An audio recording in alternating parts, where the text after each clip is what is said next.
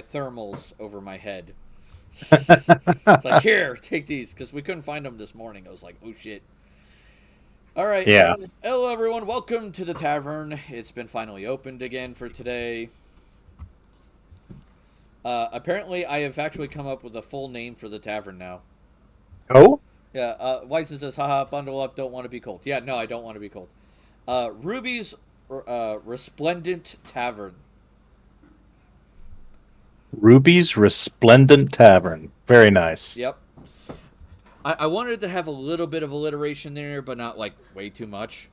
So I felt like it was a nice balance. Resplendent's a great word. Yeah. It doesn't get used that often, I've noticed. Eh, it's more of a 12th grade reading level word. Ouch. I mean, when it comes to mass communication, you're usually told to keep it for a 6th grade reading level, so. Sometimes I wonder where we live, it might be third grade. Eh, But that's not here or there. All right. Hey, everyone. Welcome to my wonderful tavern. I hope you're having a great evening. Um, we have bundled up in my tavern today because where we live, it is below freezing. So the frost giants are happy. yes. Uh, apparently, the winter weather was tired of us not coming to them, and so they decided to bring the party to us. Yep. So I'm bundled up in my nice warm red sweater. Uh, I don't know how you're dealing with the cold there, Gamera. I basically stayed inside except ducking out to get the mail all day. Oh, you got to work from home, didn't you? I work from home most days, yes. Oh, that's nice. I wish I could do a job like that. That'd be nice. I spent most of my day outside. Yeah, I think honestly, if I was still working regularly in the office today, would have been a sorry, I'm not coming in day. Yeah, yeah. Screw you. Yeah. So a couple announcements before we get into the thick of things. Announcement number one is our sponsor, Shockbite Gaming Servers. Link is down below. They start at $2.50 a month and go up there from there. We use them for Minecraft, and it's worked out great for us. Yep. And if the vote continues the way it's going for the in-between game on Stellaris Eterna, we are, I'm checking the results now. Yeah, we are likely going to be doing Skyrim together. Okay. Which we could always change the server over for that. Just for the time we stream it. With an FTP program, and then switch it back. I see, I see. It will... If we do decide to do that, it is going to take us, I swear, like, maybe a couple weeks to nail down to get it to work right. So, there might be that. I mean, we could always do some kind of test run or something. Yeah, off stream. Yeah. So, looks like that. Sweets and tea time. Oh, yeah, I got tea. What tea am I drinking today? I am drinking pomegranate blueberry acai green tea. It's very purple. Hello, everyone. Hi, child. Roommate's kid. Mm-hmm. What do you want to be called? What? What do you want to be called And what? for the stream so they know who you are? Go think of a name. Go, shoo. There you go. Other sponsors, by the way, is W Energy Drinks. If you use the code RubyMadHatter, you get 10% off. Their powders are great. I love using them in my drinks. My favorite is Galaxy Grenade. I like that one. Other fun announcements is tomorrow we are doing Baldur's Gate 3. So there'll be that. I know it'll be me and Wizen. I'm not sure about Faye Fox, if he can make it or not. He hasn't told me, so I don't know, man. Just might be us two. Alright. With that being said, we are currently waiting for, like I said, Naja to deal with her kids. Until then, we have Rimworld with the Twitch Toolkit, which means, if I do this real quick, Rim Store, there you go. That is the store for my game. If you earn points, And by getting enough points, you can mess with me, or you can help me with my colony by, like, buying me supplies. You can summon a tornado. One guy last time had, like, God, I think he dropped me, like, 2,000 human meat. Was really keen on you having that human meat. Yeah. My name. What? Diamond Flower. Diamond Flower? All right, Diamond Flower. So my roommate's kid is Diamond Flower for the stream. Okay. That's what she picked. Good, go her. Now, if you get enough points, you get points by watching the stream. They earn over time, as well as you have to chat. If you don't chat, you don't earn as many points, essentially. And the mod keeps track of that. With exclamation point BAL, you can find out how many points you have, like Wizen just did, and the rate he's earning them. Subscribers earn at a rate of 140% of the standard value. Usually, I don't know why yours is only 100. I don't know why yours is 100, Gamera. You should be. Oh, my rate? Yeah, I don't know. Yeah, Fedorian is 100. Either way, so you have points. A certain amount of points will get you the ability to add yourself as a colonist. The colonist is random. I have no control over it. You have no control over it. It just randomly spawns. I have the ability, though, with this thing called the character editor, that if you make a colonist and this colonist is way off the beaten path for you, I can at least try to do some corrections. All right? Hello there, Chris and Liz. Yeah, Chris and Liz. Lady Nacho's here. Hello. Hello. All right. So, the topic for today's discussion is, as soon as I get this up, is the Chaos Gods. Which one? Where are you? Did I mess this up? I think I did. Ow. There we go. Chaos Gods. There we are. Dun, da, da, da. By the way, my apologies if I sound funny tonight, guys. I've been fighting laryngitis for the past couple days, but I've got my big cup of ultra spice chai sitting next to me, so hopefully that'll help. My mom will talk. Yeah. Right on. You can go into her room and hang out with her. Yeah. All right. So these are the 4 Chaos Gods we're going to be primarily talking about, and we're going to go Korn, Zeech, Nurgle, Slanesh last. Okay. Maybe a little preamble about reminding the listeners about how the Immaterium works, other gods, that sort of thing. Yeah, sorry, I missed half of that because basically Inquisition screaming in my ear was skulls for the skull throne, blood for the blood god. I just said, should we do a little preamble explaining for the listeners the Immaterium, how other gods form, etc., Yeah. just to give the background? Yep. Yeah, that's probably wise. I will say that you guys are going to hear 2 versions. You're going to hear the Materium and the Immaterium, all right? Materium is our world, our plane of existence, all right? Yeah. The Immaterium is the plane below it that's kind of like a parallel dimension that's kind of attached to it. So when one thing happens in one, it happens in the other. The Immaterium... Go ahead. I was going to say, I always use the D&D astral plane concept as a way to explain it. Yeah. It's sort of a mix between the ethereal and the astral, but it's definitely got that thought energy thing going on for it. Yep. The other thing I like to compare it to is the Nether in Minecraft, for the ability that it looks like hell. Sure. Often, and you use it for fast travel. Yes. So, literally, to fast travel in Warhammer 40k, you are essentially taking a shortcut through Satan's front lawn. Yeah. And to be brutally honest, Satan does not particularly enjoy that. Yeah, he really wants those damn kids off his damn lawn. Oh yeah, all the time. And he sicks his dogs, cats, whatever funky creatures he has at the kids. Yeah. So there is that.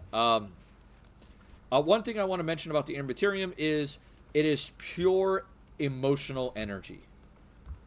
So any emotion you feel, any thought that you experience, exists now in the Immaterium.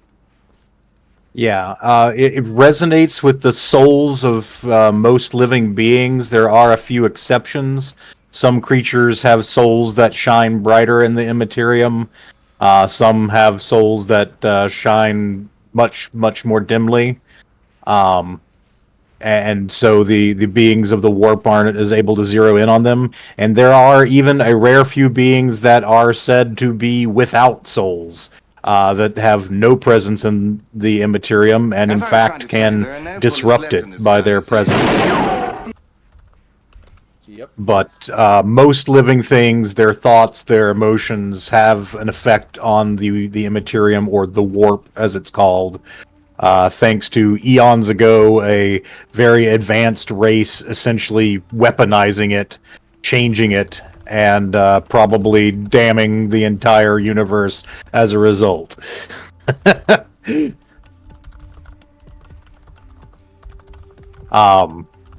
If one of the consequences of the warp is that if enough people believe something passionately enough, or think in the same patterns intensely enough and in great enough numbers, that thing will materialize Eventually. Yes. So there are. We're going to talk about the 4 chaos gods. Well, we might even mention, or at least allude to the 5th one. That's sort of canon. But there are gods of various races. The Eldari space elves, they have a whole pantheon, most of whom have either been captured or destroyed. Like, there are very few of the Eldar gods that remain, free to do what they need to do. Oh yeah. There are the Orcish gods, Gork and Mork. Gork is brutal but cunning, and Mork is cunning but brutal. Oh yeah. So there's the Orcish pantheon is a delight. Yeah. Like orcs are in general. All right. So as I said, we are going to talk about the chaos gods, and we are going to talk about what is arguably the most powerful chaos god. And there's a lot of argument about it. Khorne. Yeah. Okay, so the common phrase for Warhammer 40k, when you first learn about it, and usually when they open up a game, is in the grim darkness of the future or far future, there is only war. See, I thought you were going to quote Inquisition's line, blood for the blood god, skulls for the skull throne. There are no bullets left in this gun, you see? This is a smoothie cure. I got... We hear that a lot. Yeah, we hear that a lot here. As I was trying to tell you, there are no bullets left I in mean, this gun, just you see? look at you. You look like the oasis to some very, very thirsty travelers. All right, That metaphor makes me uncomfortable. thank you everyone for your check-ins. That's Heathcliff, Smokey, all of y'all. I appreciate it. I'll redeem other check-in. All of them! All right, so Khorne, the phrase for Khorne... Whoops, I turned off the wrong thing. There he goes. Khorne's big phrase, like we just quoted earlier, is blood for the blood god, skulls for the... Heads up, Ruby, you're much quieter than everything. Why am I so fucking quiet? Am I quiet here? I've got you good levels in Discord, but... Alright, let me fix myself then, real quick. Fedorian, how's my voice level? Is mine pretty normal?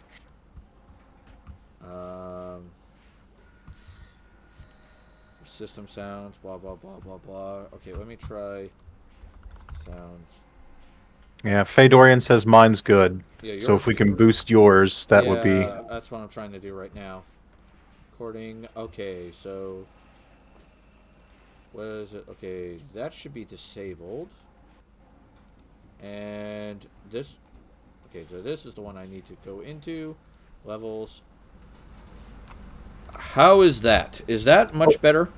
Holy shit! I can hear you a lot louder. I'm sorry. No, it's not like a painful level, but it was just like, wow. Yeah, no, I agree. You're much louder now. Okay, my apologies. Is it okay for you guys? Yeah.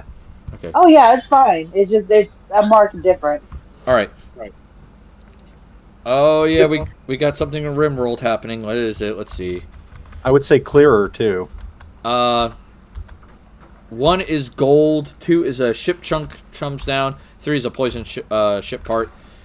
2 could also bring down some robots that I have to fight, so I don't mind that. That's not the end of the world. I can do that. Way better. Okay, so I'll keep that in mind. I apologize. Maybe that might be why people don't stick around sometimes, because they don't hear me clearly. Alright. So, the common phrase with Warhammer 40k is, in the grim darkness of the far future, there is only war. And Khorne's favorite phrase is, blood for the blood god, skulls for the skull throne. All this shit you're seeing right here, those are all skulls. Yes, all of it. Khorne is the blood god. His throne is the skull throne. Yeah. Now, the reason why I say Khorne is arguably the most powerful one is everybody's fighting everywhere. Alright? Khorne gets power no matter if it's a big-ass war, if it's a fist fight between two guys, or just a straight-up bar brawl. He does not care. As long as blood is flowing, he is happy. Alright? Yes. So, in Warhammer 40k, he's exceptionally happy. Yes. Khorne, like all of the Chaos Gods, can empower mortals or create demons from his own essence. Hello, Da. Alright, go away, Rose. His favored kind of greater demon are called bloodthirsters. They are essentially large. You could think of them as Balrogs, Balor, Pit Fiends, whatever your favorite big red winged jerk is. Let me see if I can pull up a picture of a bloodthirster. Because Sure. Yeah, I think I found one. I think I found a good one. As soon as I could get it to be full-sized. Okay. So give me a second.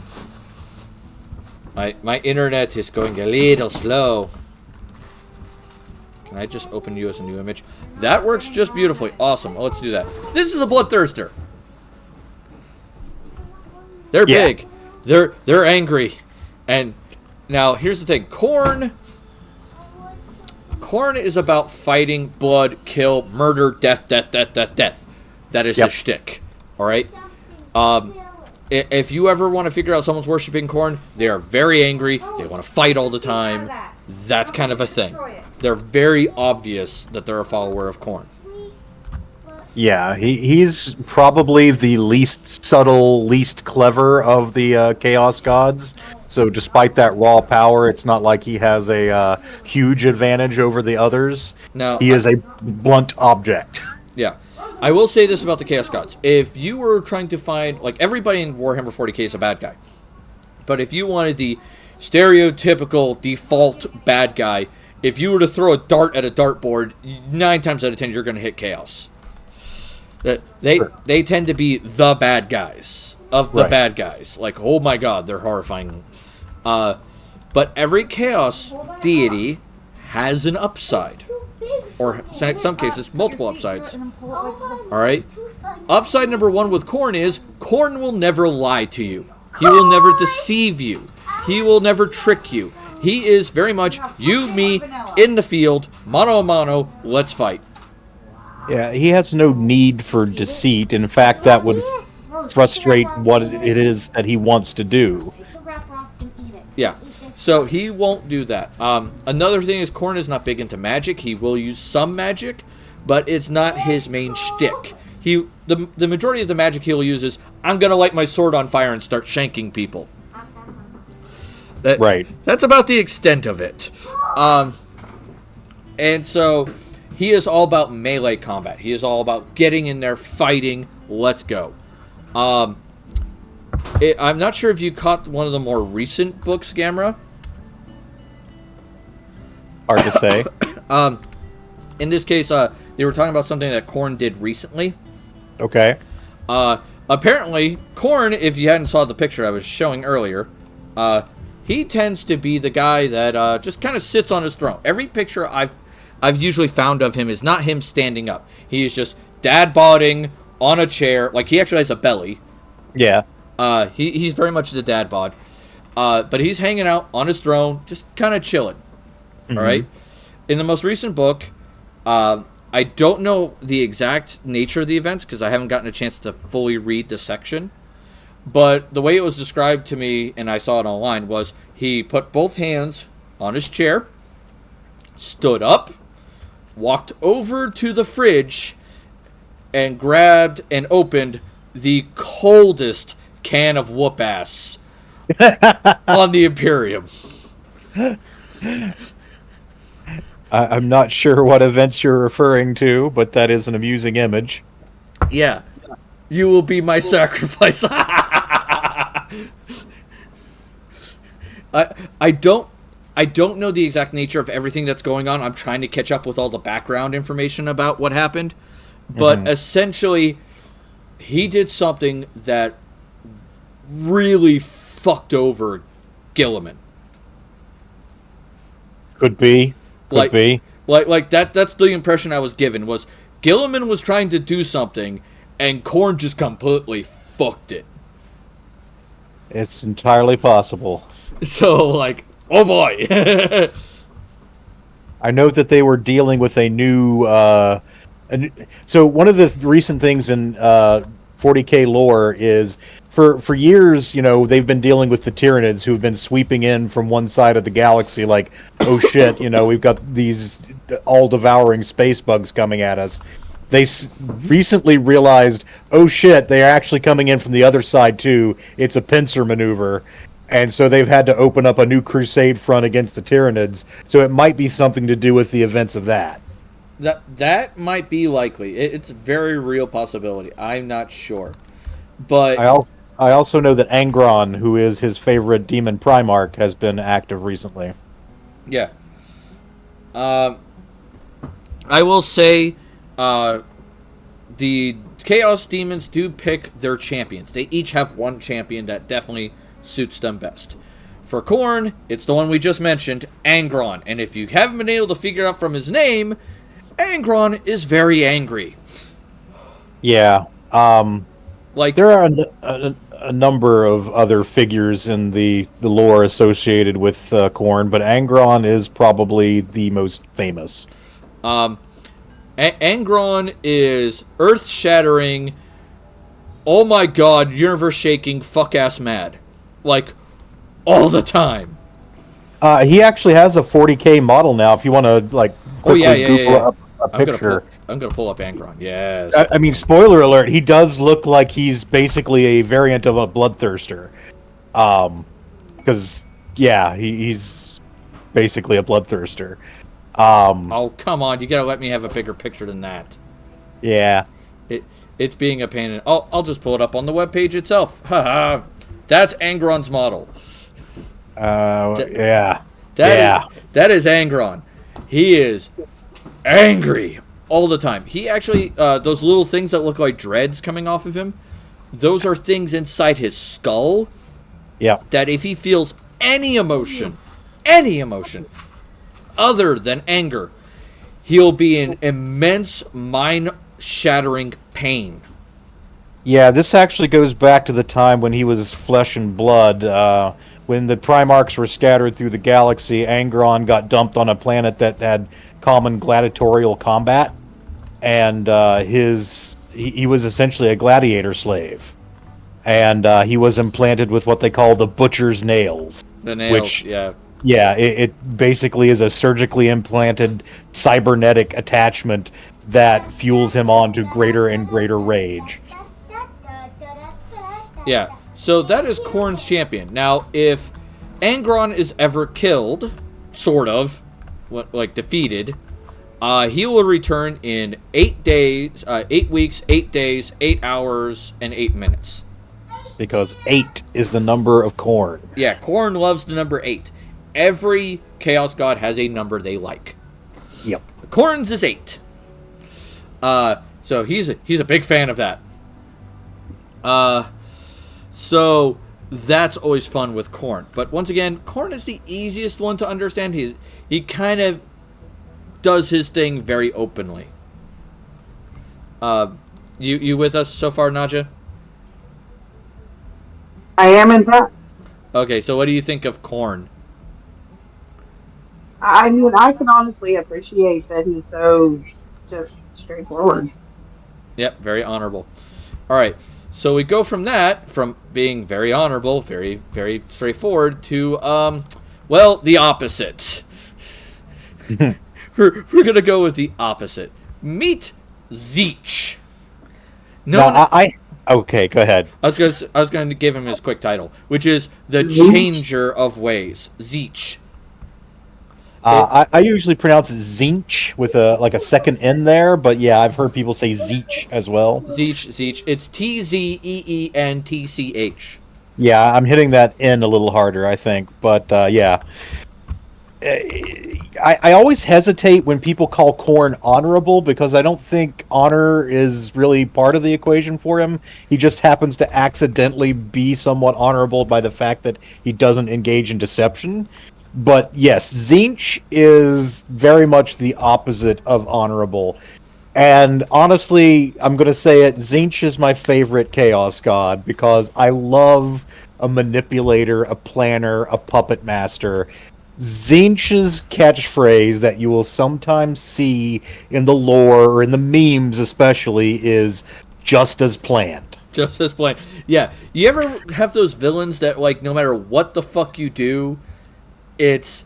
They say, oh, it was cool, all according to my plan. All is proceeding as I have foreseen it. Yeah. Yeah, whether it actually is or not. Alright, give us a second. It looks like we got an ad break. We got an ad break, so we gotta stop for like a minute. Alright.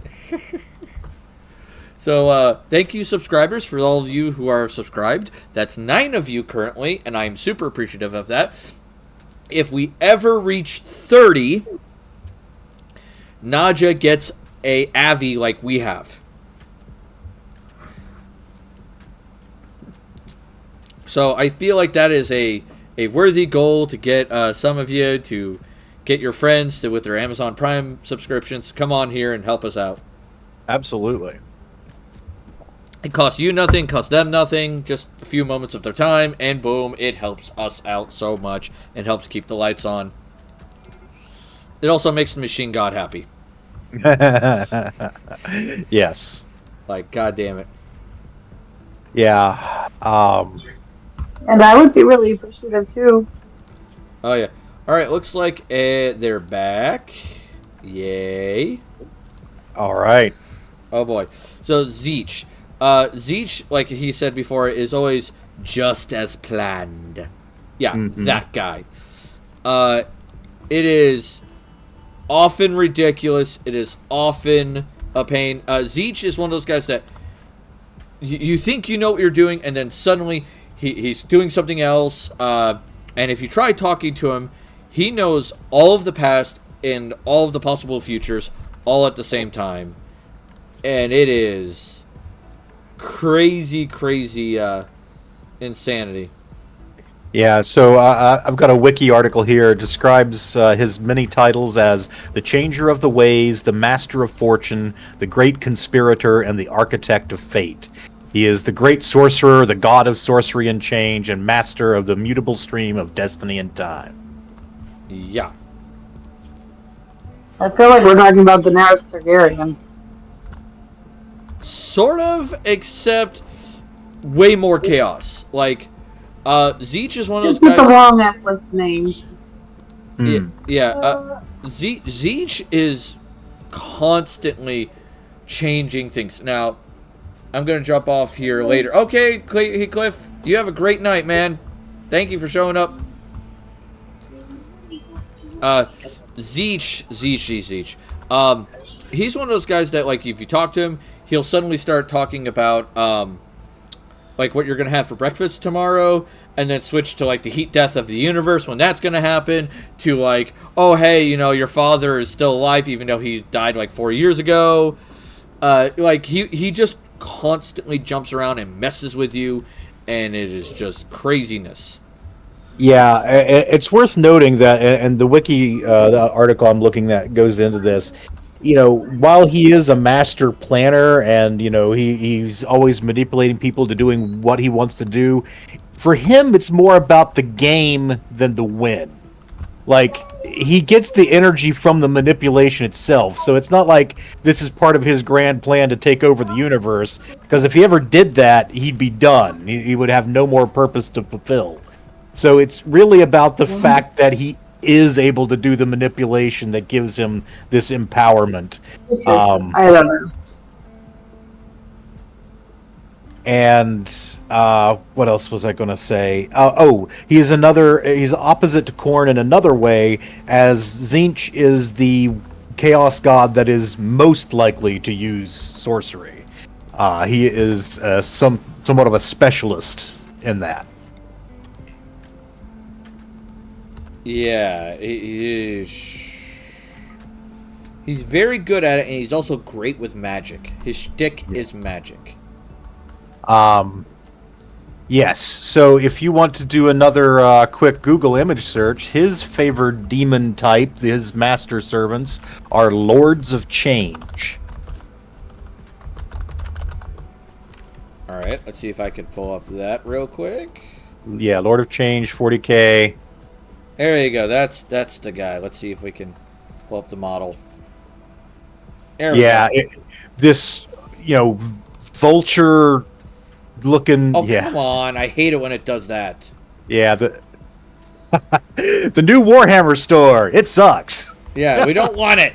Piss off. But yeah, it's like this demon bird thing. And honestly, it's badass. It looks amazing. Like, I could see it being painted really well. Uh-huh. But, like, I don't know, man. Like, Tzeentch is cool. Not my biggest cup of tea, but he's still cool. The biggest problem with Tzeentch is Tzeentch will stab you in the back. Oh, yes. Yeah, because that very act of changing things up and putting you off your guard empowers him. Yeah. Go ahead. Go ahead. I was going to say his most closely associated Primarch and Chaos Legion is Magnus and his 1,000 sons. Oh yeah, who are Magnus master sorcerers. Yep. Now, like I said earlier, every Chaos God has its upside. The upside of Tzeentch is hope. Yes.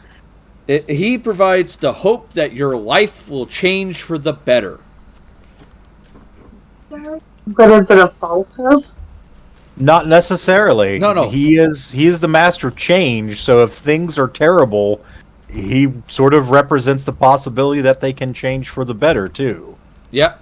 If you are sitting there, hope, how do I want to put this? Wishing for a better life and working your best towards that, you are worshiping Tzeentch.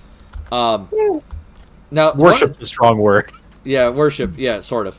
You're giving power to him. I will say this about 40k, and I heard this line, and I love it to death. It goes, in Warhammer 40k, be careful about what you pray for, because someone is listening, and they may just answer you, but maybe not in the way you want. Always pray to the Emperor. Yeah, watch who you pray for, what you pray for. So Tzeentch is like, if you pray for hope, hoping that your life will change for the better, you're helping him out. All right.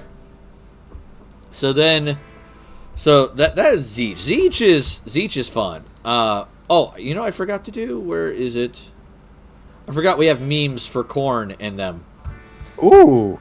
So here we go. Let's give me a second. Let me pull up the game. Pause that for a second. Memes for the meme god. Meme for the meme god. Fedorians, the basic. Be careful what you wish for. All right. Here's the first Khorne meme. It goes, meme. Excuse me, madam. Do you have a moment to talk about our Lord and Savior, Khorne? It's like, yeah, nope. I love that. Khorne watching Gilliman's descent into unbridled rage at the fury of the Wordbearer's attack on Ultramar. Gilliman, darling, this new look, bold, daring. I love it. That's Edna mode. Yeah, Edna mode, the Khorne version. And then the last one goes, the list of Khornite massacres. This list is incomplete. You can help by expanding it. You can help by expanding it. For Khorne! Oh my god. Yes. It's like phrasing. For Zeech, here are our Zeech memes. Zeech cultists. Ah, Herr Doctor, but that is the plan. Now that they know our plan, we will plan around our plans, and so we shall plan around the plans that are planning around our plan. Yeah. Yeah. Fucking Zeech. If anybody remembers the Gargoyles cartoon show, Xanatos would have been a Tzeentch worshiper for sure. Oh yeah, that or Slanesh. I'm not sure, but Zeech. Well, a definitely. little bit of both. A little bit of both. Yeah, you don't have to. That cartoon was so good. Yeah. That's Zeech. So now we're gonna get to the next wonderful Chaos God. Now, if we finish all this, we will. If we still have time, we'll go over the Space Marine chapters because that's a good backup. Yeah, and I'll talk a little bit about some of the other Chaos Gods that have been around. You know, Oh, yeah. there's stuff. The next Chaos God. You need a strong stomach. You need a very strong stomach.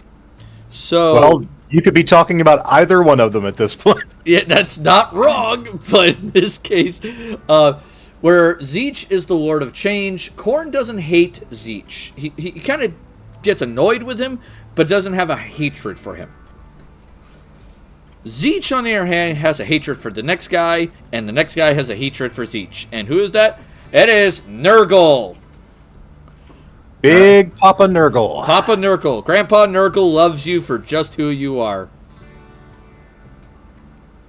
Yes. Nurgle is great. He is the god, the chaos god of pestilence, stagnation, stability, and decay.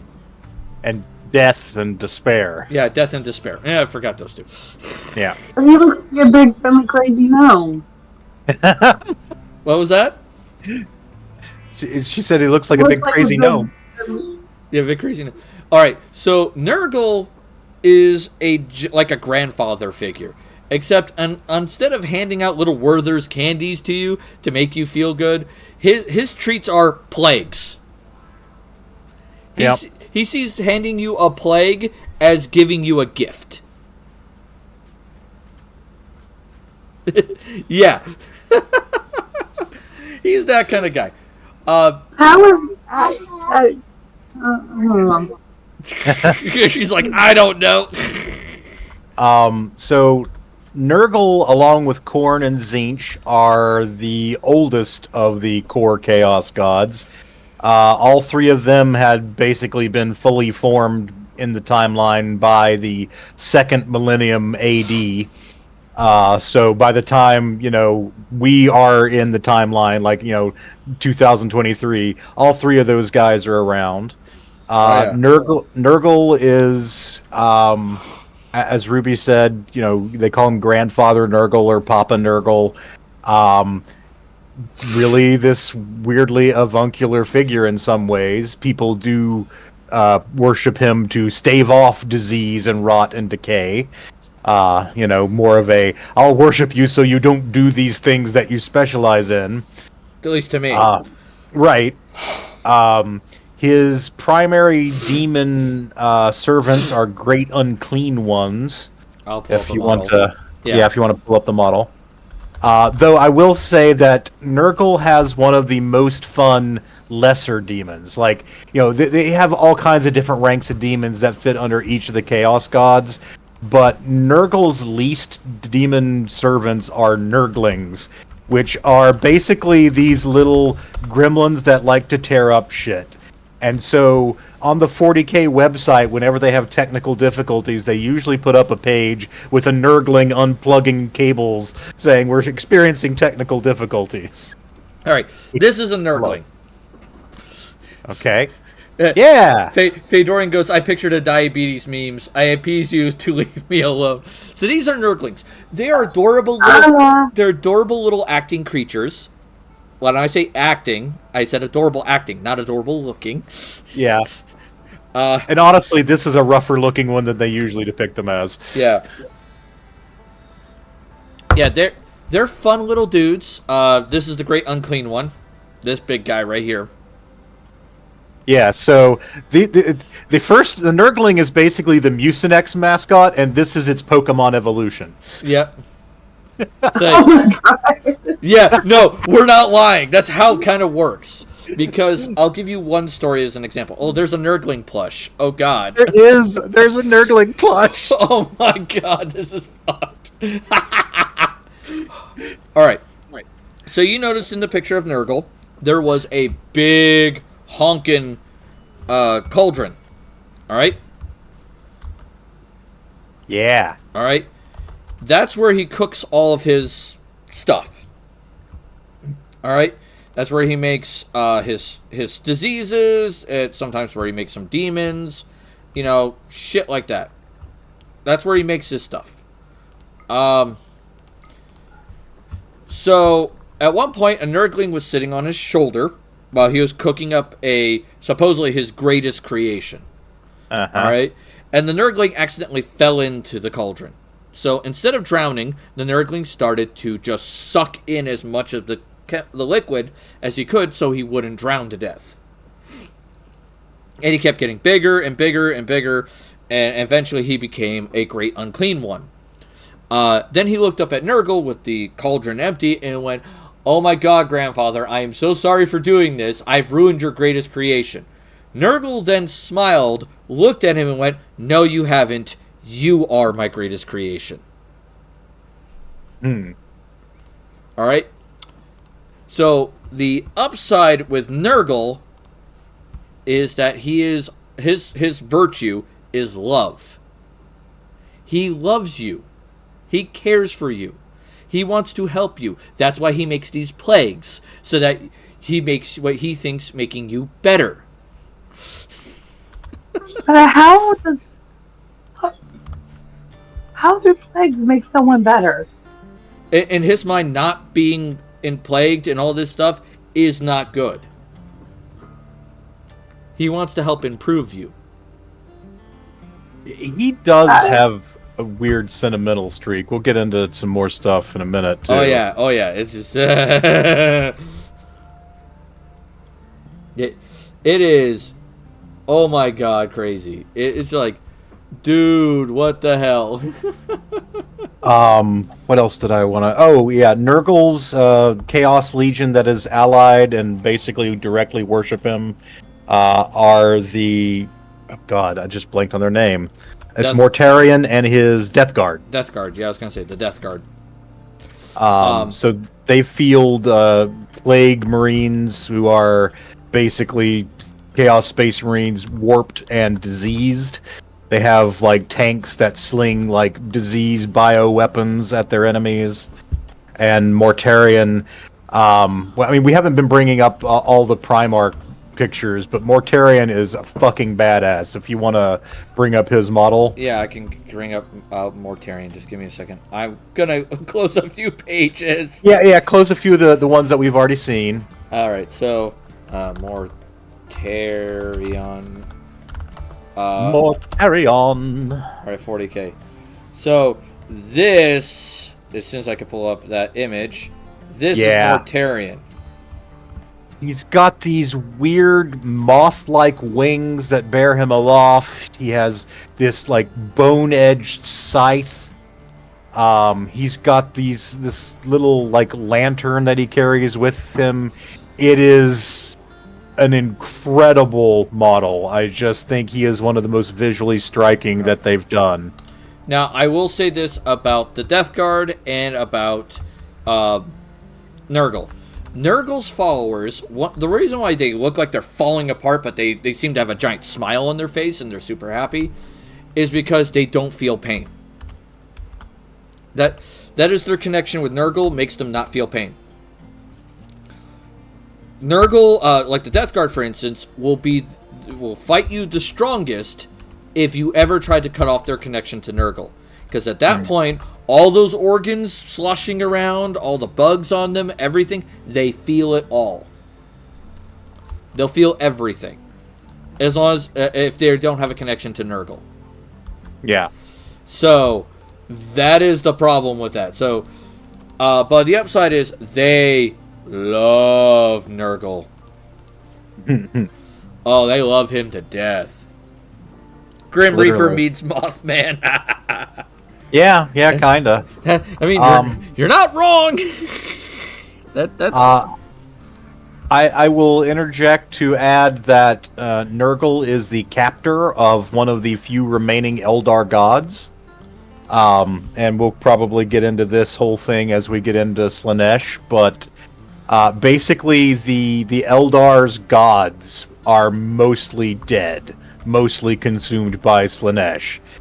However, Isha, who is the goddess of the harvest, fertility, nature, life, healing, she was spared from being devoured by Slaanesh by Nurgle.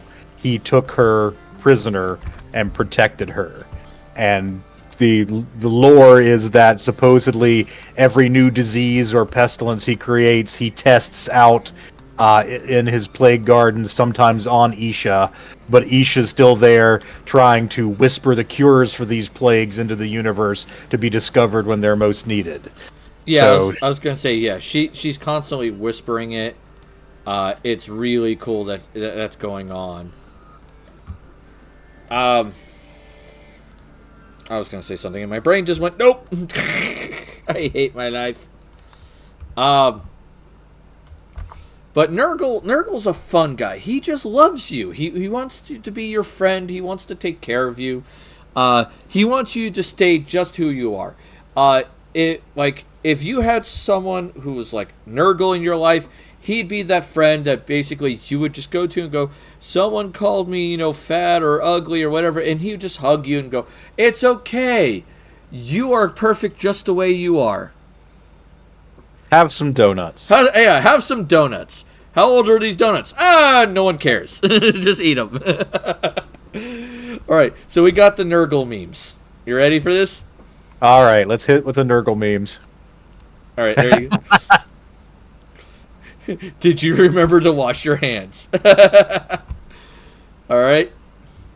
Yeah, I think, honestly, the local game store has a variant on that up in the bathroom.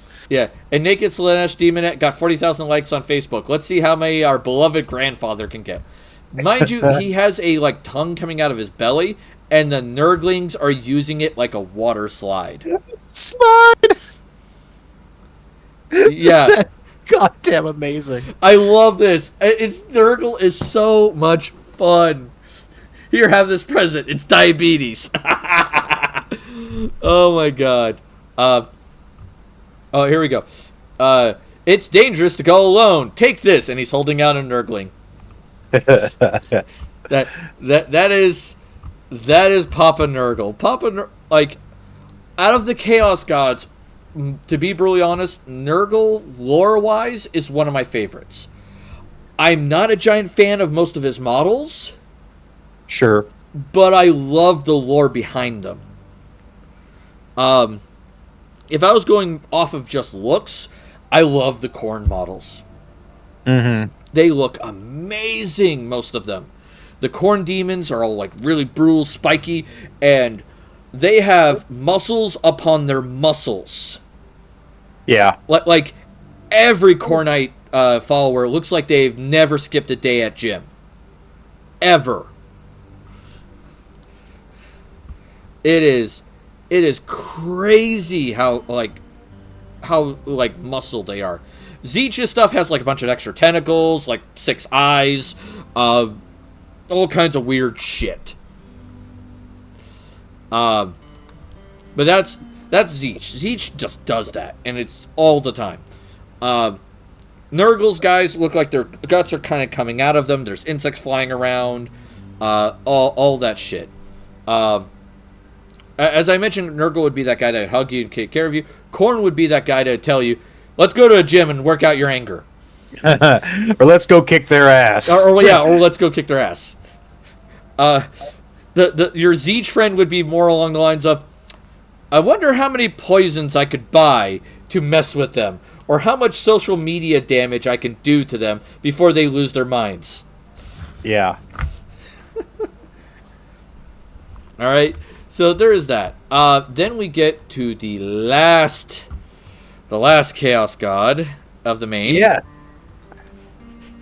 I put this up for a reason.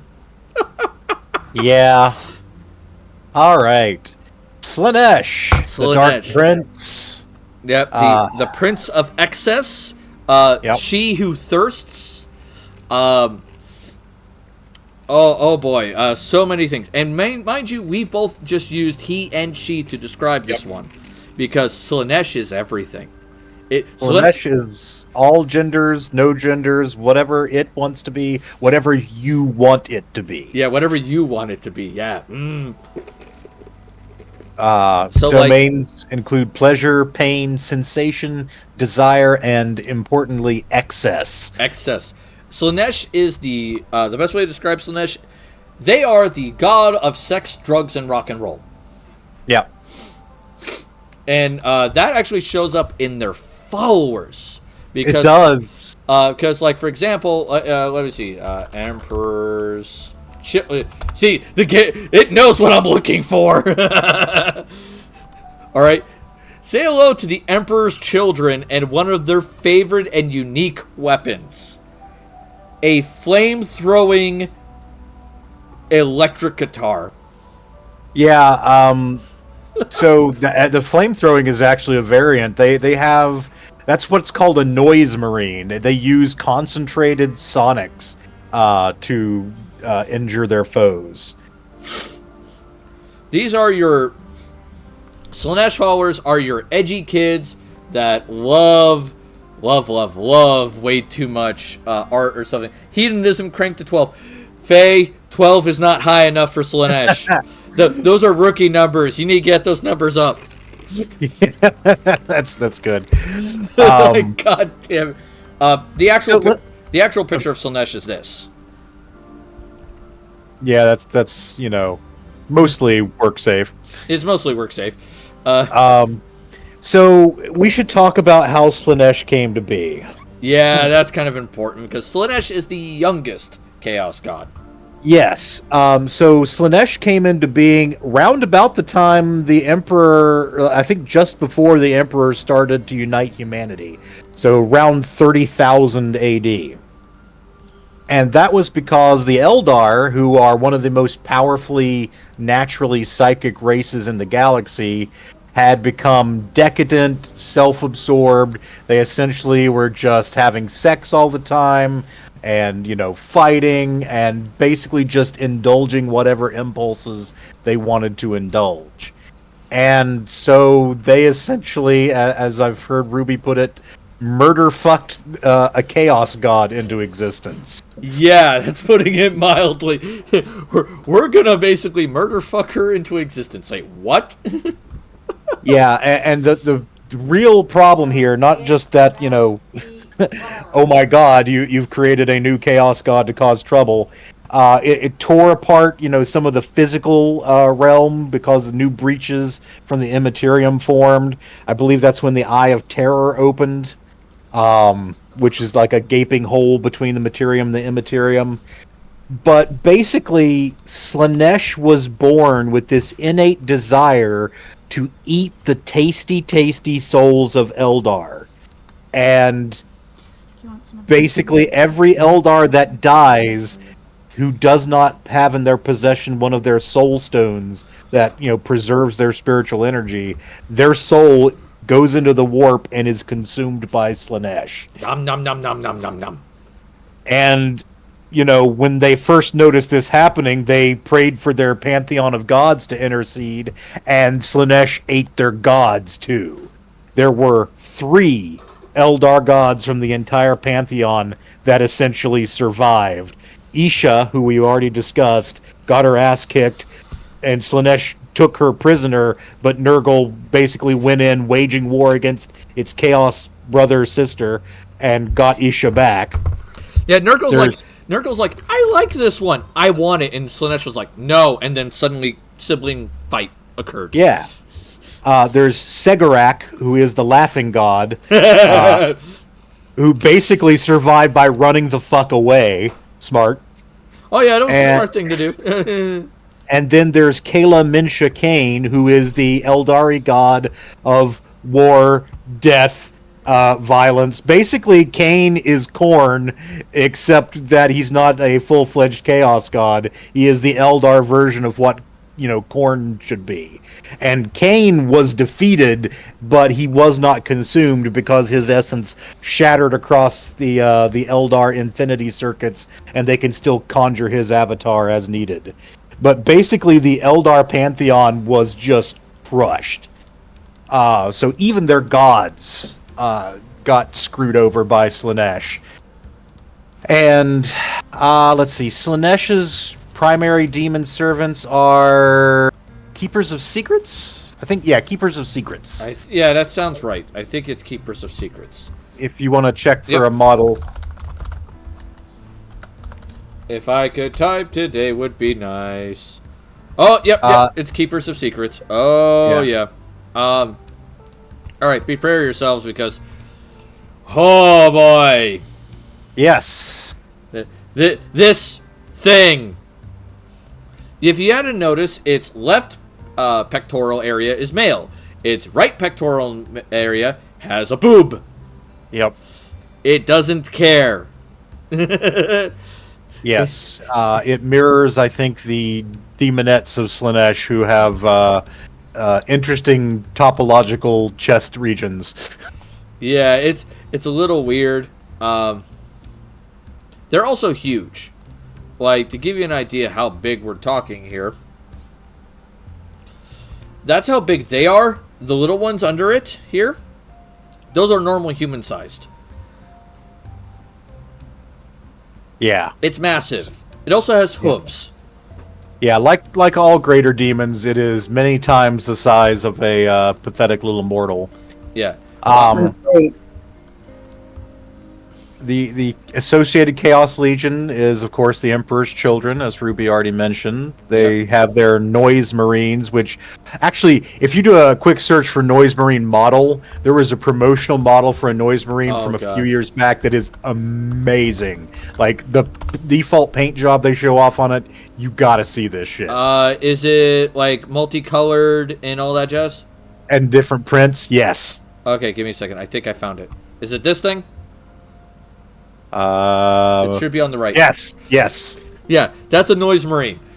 They are 80s rock hair band crazy, and they fucking go to town. Look at the boots. I love it. The boots have built-in hooves and high heels. You've got leopard print, you've got zebra print, you've got a rainbow mohawk. This is amazing.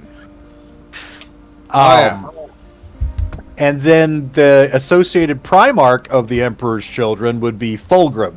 Now, Fulgrim doesn't have a 40k model yet, but I believe Fulgrim Transformed does have a Horus Heresy model recently.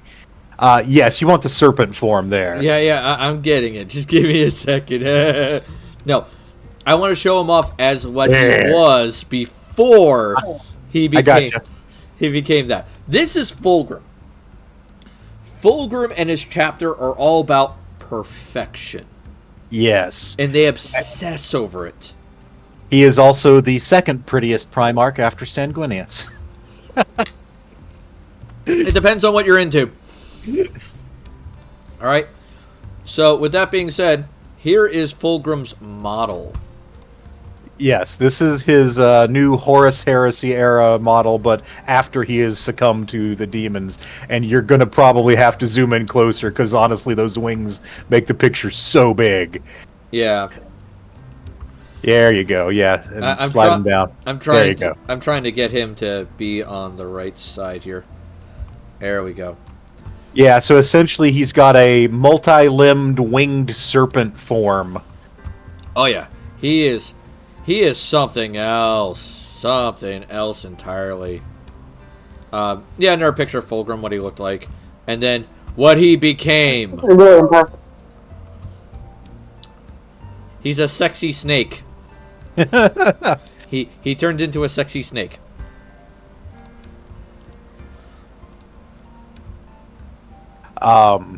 And yeah, he is the only one of the 4 dedicated Chaos Primarchs that hasn't got a current 40k plastic model. but we're expecting him sometime this year, I believe, is the rumor. Yeah, I'm hoping. That would be nice. Because he's fun. He's a fun guy, but, like, Slaanesh is just something else. And, of course, we have our Slaanesh memes. Greetings, degenerates. What is going on in this thread? By Slaanesh. Nice! By Slaanesh! Nice! Where Slaanesh goes all the time. Horny jail. This is a piece of artwork done by Idiot of the East. They have like a whole comic involving Slaanesh. And it's hilarious. And then Khorne Slaanesh diplomatic relations. Khorne, go fuck yourself! Slaanesh, fuck me yourself, you coward!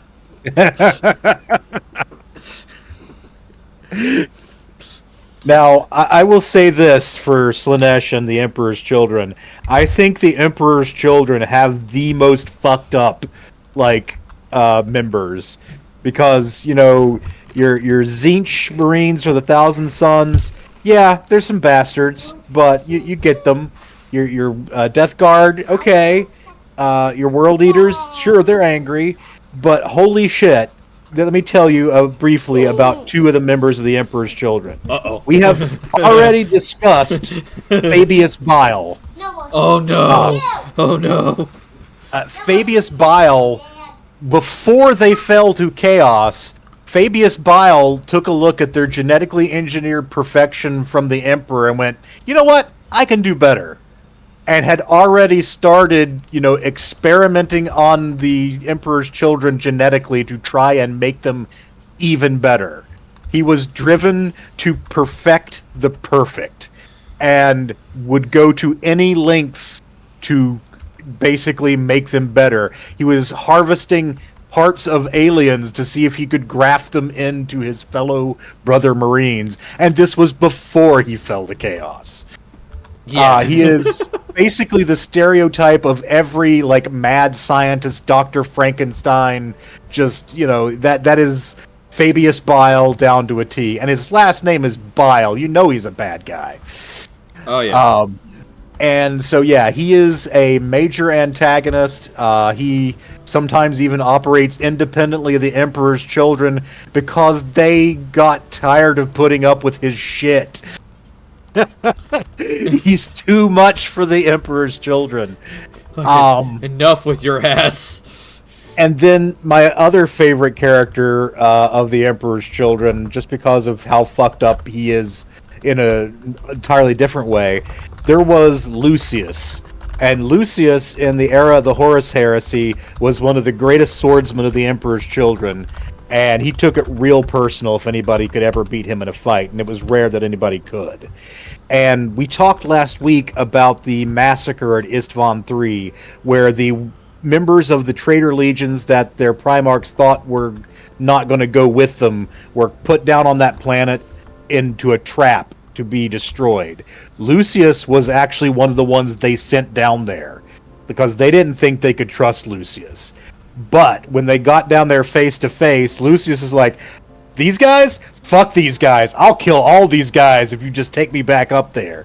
So he was one of the ones that escaped Istvan III because he was enough of a turncoat bastard. And so what Slaanesh did to Lucius, though, is super fucked. Because Lucius operates under a curse. And the curse of Lucius is, if you kill him, his soul moves into your body and begins to transform your body into his. So Lucius is called Lucius the Eternal because he cannot die. Anyone who kills him essentially becomes possessed by him and turns into him. And that is fucked. Mm-hmm. Oh yeah, he is horrifying. Yeah. He doesn't have like a recent plastic model, but like his old plastic model, I believe, has like flayed flesh over some of his armor plates. It's pretty gruesome.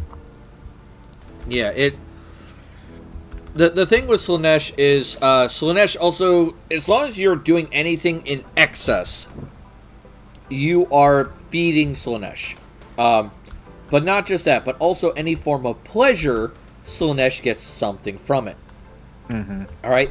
So this means if you enjoy a nice meal, a cool breeze on your cheek on a lovely day, that helps Slaanesh.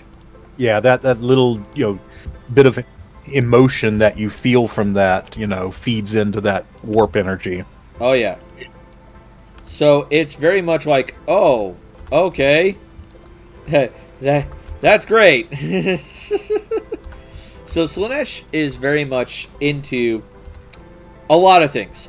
Yes, the adult activities is one of them. But that's not all they're into.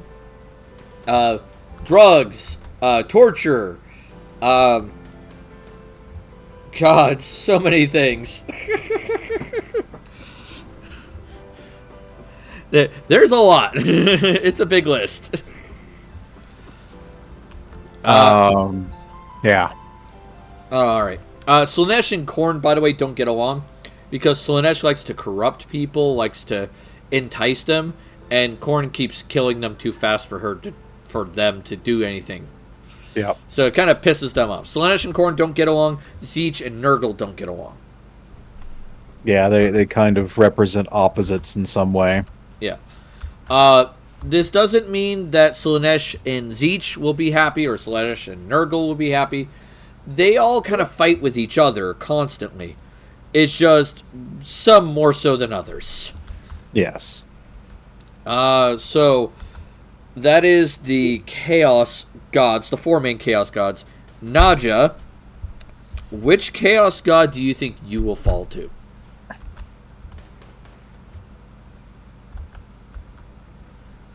See if she knows. She might not be able to answer. We'll give her a minute. Sure. Oh, here she comes. I was contemplating. Sorry. Quiet.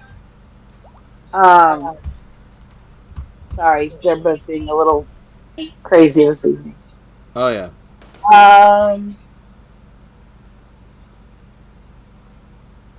Probably Nurgle. Nurgle? Papa Nurgle? Probably Nurgle. Because Papa Nurgle loves us all.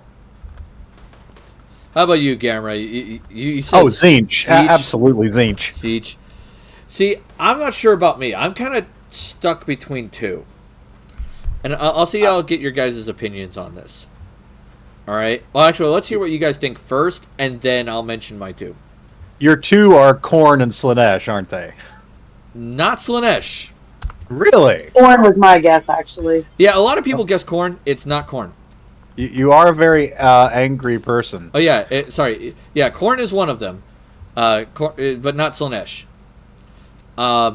Surprisingly, it was Khorne and Nurgle. Okay. And that was the one for me. I was like, I'm not sure if I'd do Khorne or Nurgle. Okay. It's a little weird for me. And it's just like,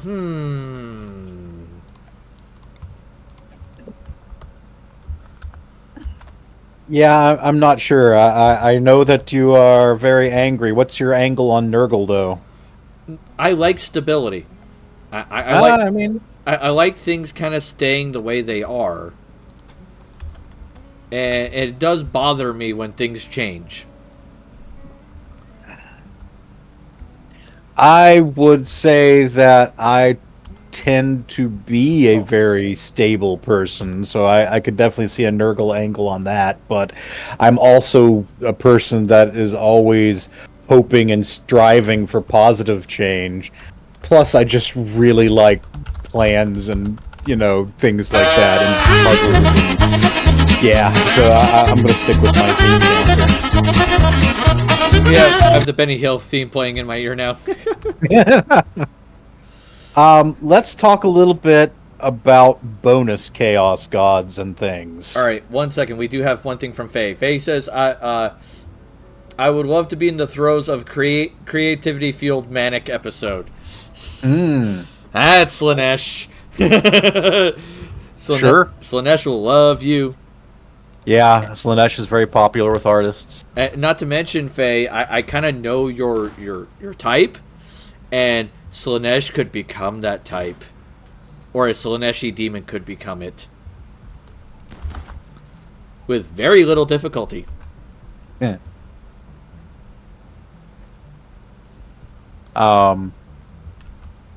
Alright, so bonus chaos gods. Yes, bonus ones.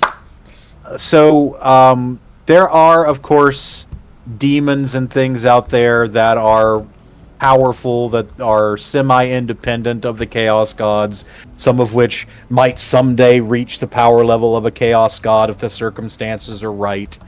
There's also one forgotten chaos god, and then, of course, there's the Emperor, who it is said could become a chaos god if the circumstances were right.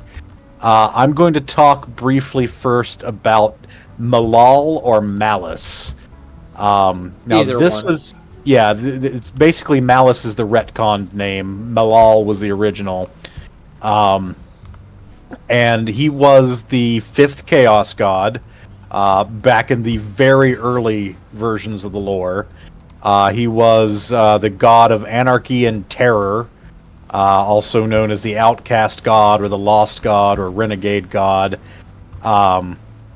His sacred number is 11. I don't think we went into all the sacred numbers, but I don't think so. I don't know Nurgle's. I think Zeech's is 7. Could be. I've got a wiki here. Let me just pop it up. Yeah, each one has a number. I remember Korn's because of Angron always keep coming back. Yeah, Korn is 8. Slanesh is 6. That's not shocking. Nice. Give me a second. Nice. Yeah, and Zinch's is 9. 9. Of course, it's an upside down 6. Yes, of course. Just as planned. Nurgle's is 7. But yes, supposedly Malice's is 11. He has basically been almost erased from 40k, but like the very early editions, like I said, would have references to him, especially in the fantasy side, because Warhammer Fantasy and 40k shared the same Chaos Pantheon. And yeah, he basically was the... We decided that there were too many, and we don't necessarily need him. And others have been substituted for him. Like, I see a reference here that a campaign for Warhammer Fantasy introduced 2 lesser chaos gods because they had decided that Malal, his original name, had copyright concerns because I believe he was at the time a member of the Forgotten Realms Pantheon by the same name. The Beast Lord. Yep. So, that brings me along to Be'lakor. Now, Be'lakor is a... Supposedly, he is the first mortal raised to the rank of Demon Prince. He is a demon of Chaos Undivided, which is almost unheard of. Yeah, Like, no. You usually have demon princes of specific chaos gods, but he is a demon prince of Chaos Undivided and is tremendously powerful as a result. So he is a very powerful demon that, under the right circumstances, could theoretically become a chaos god in his own right. And then the last one I'm going to mention before I go into the I guess, bag of worms that is the Emperor, is Vashtor. I believe Vashtor was introduced 2 years ago. Something like that. He is a greater demon of corrupted technology, and he is basically, on the verge of being a 5th Chaos God, and he is trying to, manipulate things, trying to get power enough behind him to become a true 5th Chaos God. When he was released, the Warhammer fans were all like, "Ooh, are we going to get an official Dark Mechanicum, faction?" But he has really cool clockwork wings. Actually, if you want to bring up a picture of Vashtor, He's Vashdtorr. Yeah. Give me a second. I'm pulling him up. Yep. I just think he's a really cool model. Bellacor's not bad, but Vashtor's got a really cool, distinct look. All right, I got it. Give me a sec. There we go. What the fuck? I'm trying to zoom in, and it's like, nope. Woo! But yeah, Vashtor is again, greater demon of chaos that is on the verge of becoming a chaos god himself. Oh, yeah. And then, of course, there is the Emperor. So we discussed the Horus Heresy. We discussed the Emperor. We discussed the cult of the Emperor that he had brutally repressed during the Heresy era. The problem was that after he died, he was no longer there to tell people... Well, after he more or less died, he was no longer there to tell people to not worship him. So the Imperium has essentially degenerated into the worship of the Emperor as essentially a living god. And because of the way the Immaterium works, that's channeling a lot of energy into him, giving him power like unto a god. The 4 primary chaos gods believe that the Emperor could destroy them. They call him the Anathema.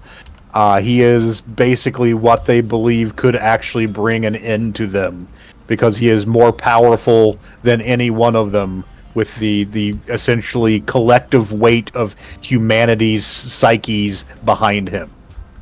Yeah, that's a lot of people. It is. And, the common citizen of the Imperium says, the Emperor protects. They might pray to the Emperor. There are certain saints and manifestations of the Imperial protection that can appear. There is Saint Celestine, who is a former sister of battle, who has essentially been infused with warp energy and can show up to aid loyal citizens of the Imperium in their time of need. So the thing that keeps the Emperor really from becoming a god is the fact that his psyche was divided in the battle with Horus. So essentially, there's a little piece of him that is still in that near corpse on Earth. And then there's a bunch of his psyche that is floating out in the Immaterium, kind of disorganized. And if it was ever drawn back together, he would presumably become a 5th chaos god. And this has been described sometimes as a potentially good thing, and sometimes as a potentially bad thing. But yes, a god of humanity in some versions, or a god of ruin in others. I will try JDM to keep them alive. I have never been good about hatching things from eggs in this game yet. He bought me 2 Cobra eggs. Neat. And I have yet to be able to consistently get animals from eggs. The only one I've done it consistently with is chickens, and I feel like I don't fuck that up as much. So it's like... I know there's an egg something around here. Egg box, there it is. Alright, a couple egg boxes.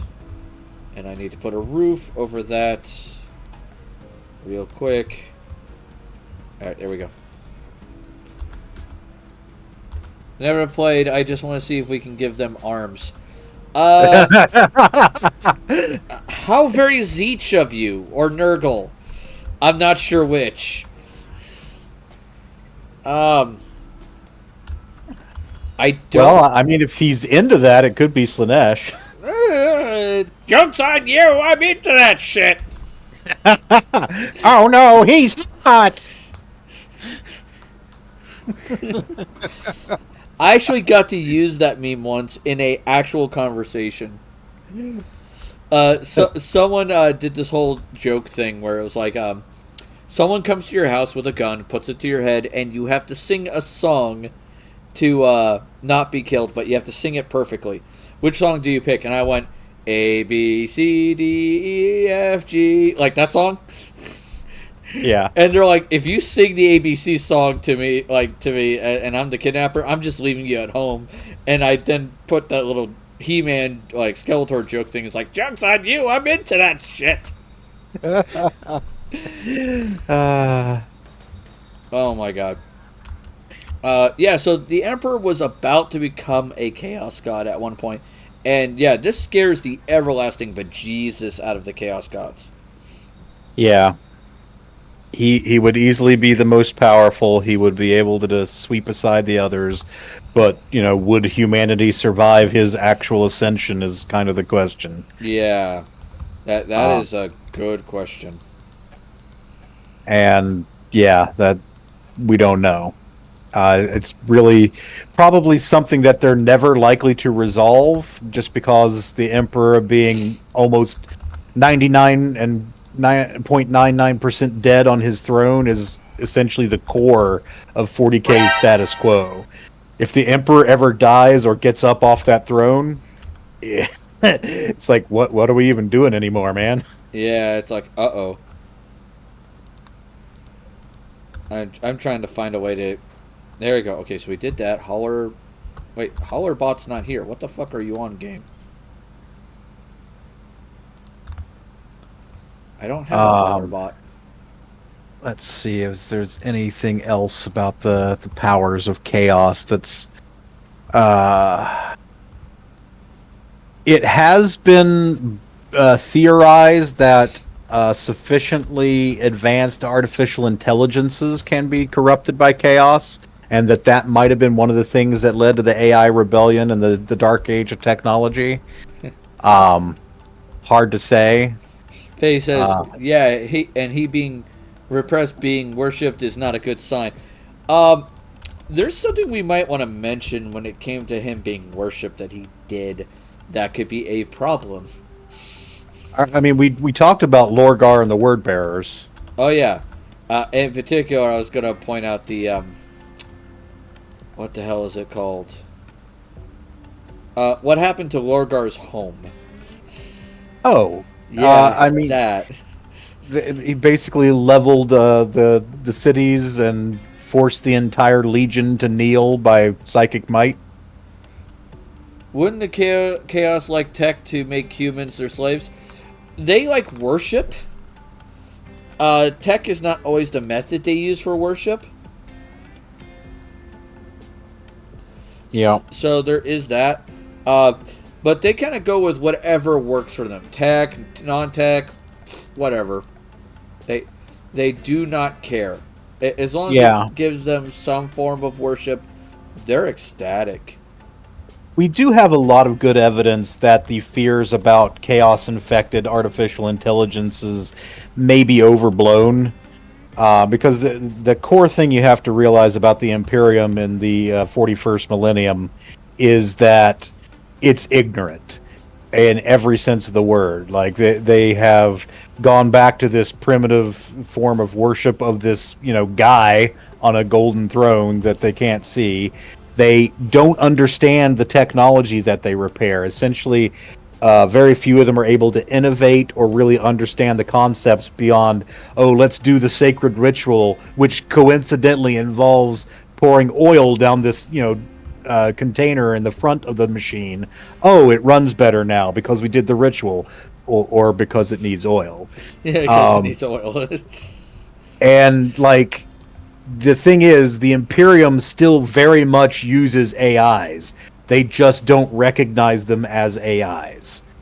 They're not necessarily as powerful as the ones in the Dark Age of technology, but there are still things around from the Dark Age of technology that are AIs that are not corrupted by chaos. So it's not like they're completely unguarded. They're not necessarily more susceptible than a human being, and the fears are probably overstated. Mildly. His say like, or maybe use humans for weird fetish shit. We'll talk about that when we do the Drukhari, because that's their shtick. That's really their shtick.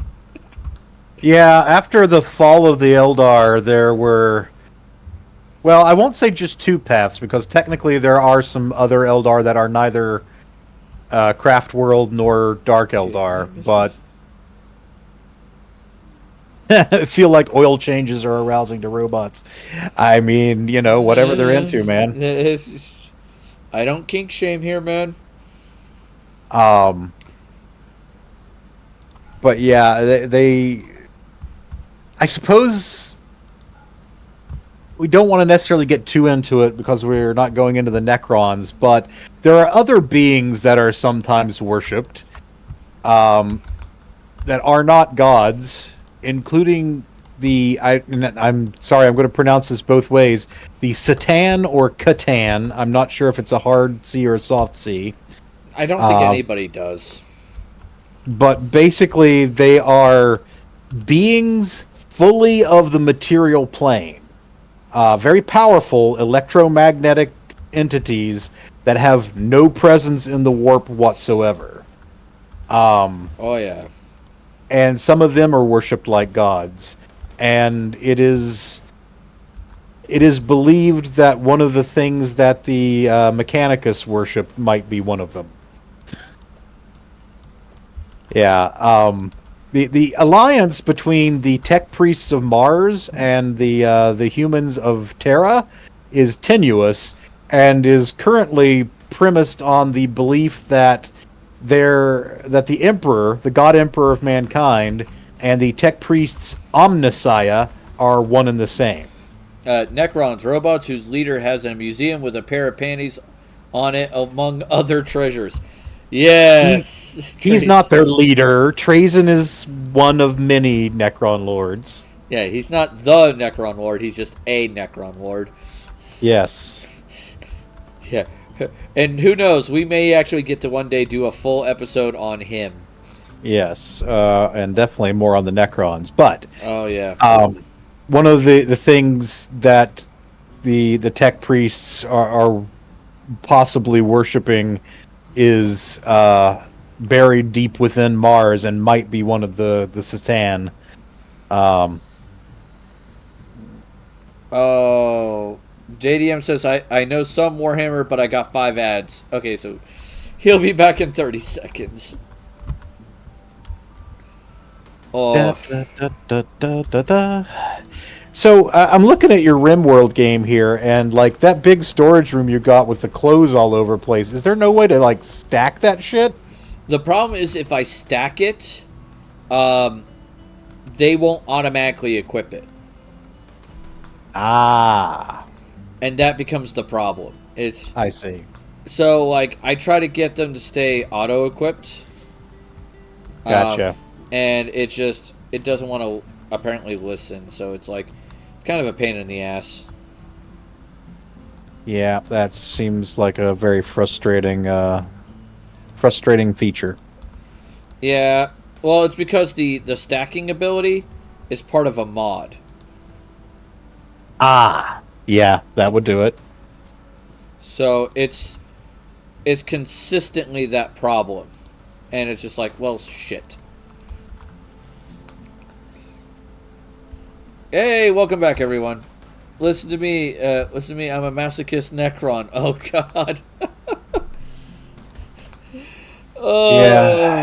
Yeah. No. If one day we'll do the Necrons and Trazyn and all that jazz, because Trazyn himself deserves a whole episode, like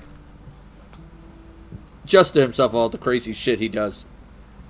So, yeah. Wait, I think we were saying needed to like steal someone else's episode. I mean, that's true. He does steal shit constantly. Yeah, in 40K memes, there are 2 people two things that will always be stealing: Trazyn the Infinite and the Blood Raven Space Marines. Hippity hoppity, where the fuck is my property? Hippity hoppity, where the fuck is my property? So yeah, there's a fantastic meme, and we may have even shown it, of basically you've got a Space Marine, I think it's an Ultramarine, in a car, and he's got the window down, and he spots a couple of Blood Ravens, and so he rolls the window up real fast. Blood Ravens steal everything. Yes. Yeah. The Blood Ravens are one of the just most entertaining loyalist chapters. Oh my god, yeah. It's like, why? Why do you constantly grab everything? And and then usually the Blood Raven's answer to that is, why not? and Trazen the Infinite, of course, has his amazing collection, Oh my god. including possibly a Primarch or two. JDM went, hippity hoppity, your children are now my fucking property. That would be the Scoloprogenium? Yes, Scola Progenium, I believe. Yeah. Yeah, they're the ones that kidnap children. Well, my understanding is actually that the Scola Progenium is primarily for orphans. Now, there are a lot of orphans. There are a lot of orphans in 40k, but they do grab children just at random. And if you don't have enough orphans, you can always arrange for more.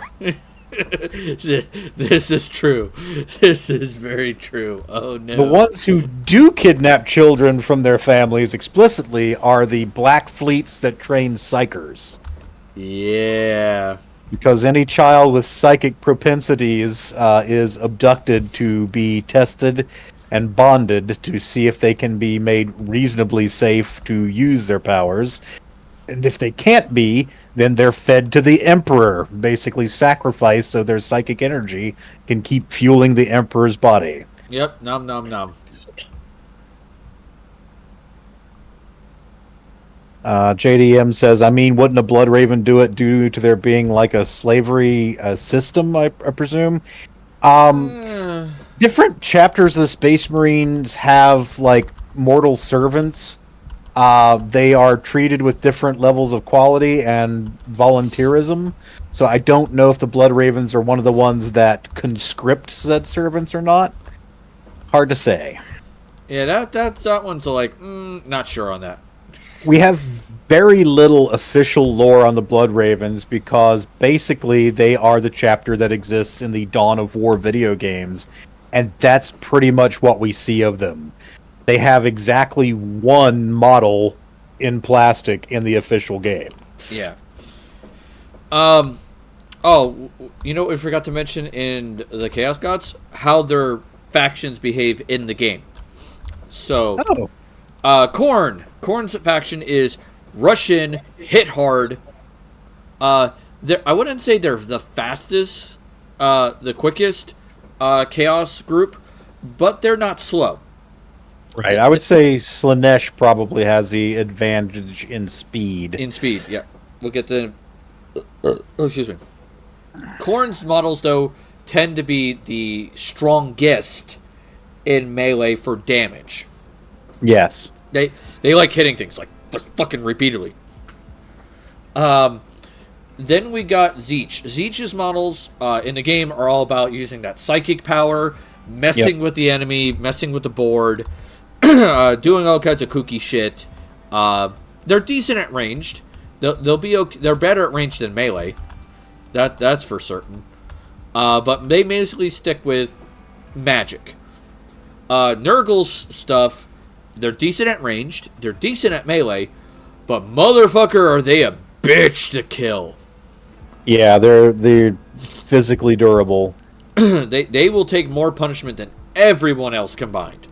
There's a mechanic in the game called Feel No Pain, which is like, in addition to your normal armor saves or whatever, you have a chance to negate any wounds that you take, and Nurgle models frequently have that.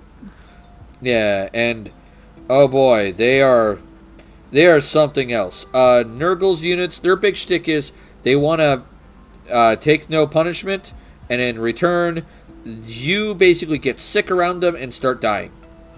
Yeah.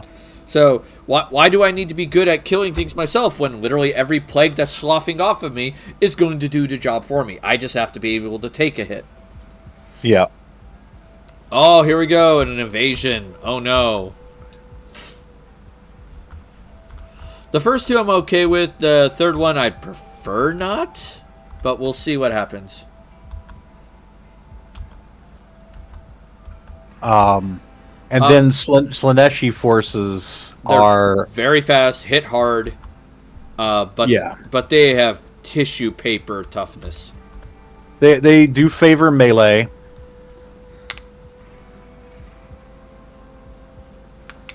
The succubi do basically what the name means, but oh my god, they are smart as fuck. Yeah, and they have great like dexterity and finesse in combat too. Yeah. Unlike the corn demons where they'll hit hard, Yeah. corn demons won't get too many attacks, but those attacks will hit like a truck. Slanesh demons, their attacks won't do much damage, but they get a ton of them. Like they get a lot of attacks. So there's that.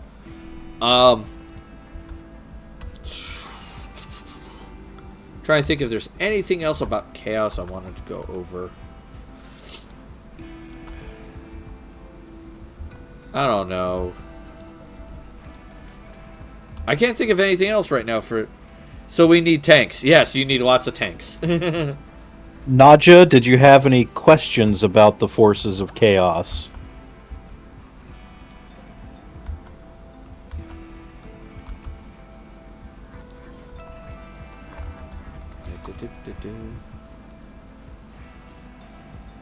Sorry, I was in a wrestling match. That's fine. Korn would be proud. Stop. So do you have any questions about the Chaos factions, their legions, any of that jazz? Well, I mean, honestly, they kind of did what I expected them to do, which was kind of like make my brain hurt a little bit. Yeah, that's Chaos. Exactly, it's chaos. So I expected my brain to hurt a little bit, and that's what I got. So, no,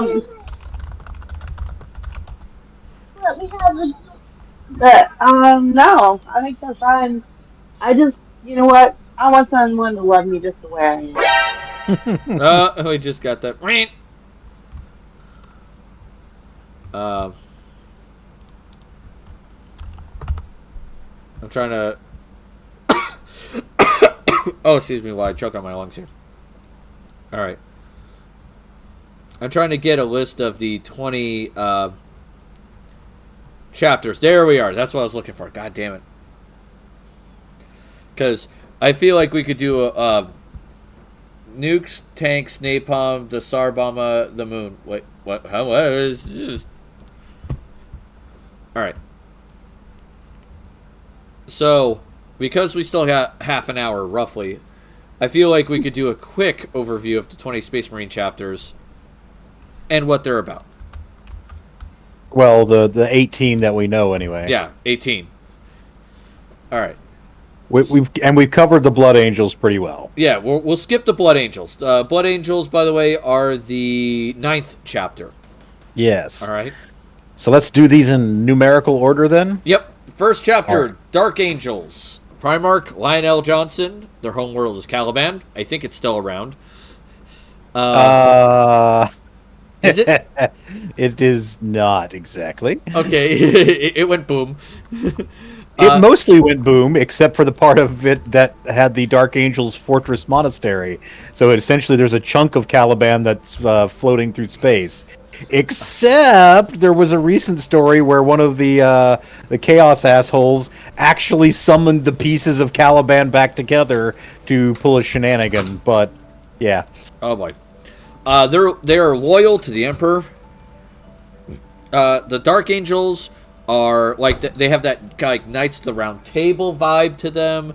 They're all named like what is it? Gabriel, and all these angelic names that you would expect. Yeah. Azrael, Belial, Samael. Yeah, Gabriel, all that shit. The big thing about them is they're paranoid. They are super paranoid. And they have a subchapter of them referred to as the Fallen, which are part of Chaos. Now, the Dark Angels have tried everything in their power to make sure that the Fallen aren't known about. They're like, Fallen? What's Fallen? You know something about the Fallen? We're going to take you and put you into a little room and ask you questions about what you know about the Fallen until you literally die. So, yeah, let's focus in on the Dark Angels for just a second. There is some ambiguity as to how loyal they are, and which side the Fallen supposedly were basically going to be on. But yeah, around the time of the heresy, a bunch of them turned traitor against their parent legion. There was a big battle. Caliban got destroyed. And so, yeah, you've got the Fallen that they're always hunting, and the running gag in the 40K community is like, oh yeah, the 10th Chaos Legion, the Dark Angels, because basically we're always joking that they're traitors. All right, I'm gonna change this to 300. I'm gonna change it. Let's see, for every 2 minutes, so I'll do 120. So it's 60 a minute. There you go. Because I realize there's not a lot of people getting coins. They're not getting a lot of coins. So I'm going to change that a little bit so it's faster coin use. Okay. Sorry about that. But yeah, that's the Dark Angels. Dark Angels are, they're fun. Their Primarch is an amazing duelist. But that's because he's super paranoid about shit. How do I buy events? That's a good question. I forget how to do that. I think it wasn't exclamation point buy event inspiration? No. Give me a second. Is there a command list? They're supposed to be on the bio on the website.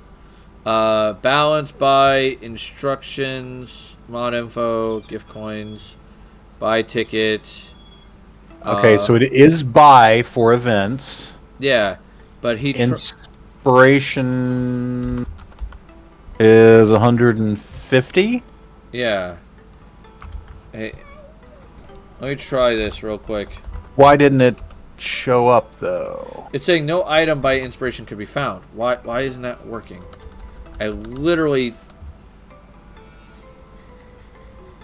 I'm not sure what the hell is going on with the Twitch toolkit.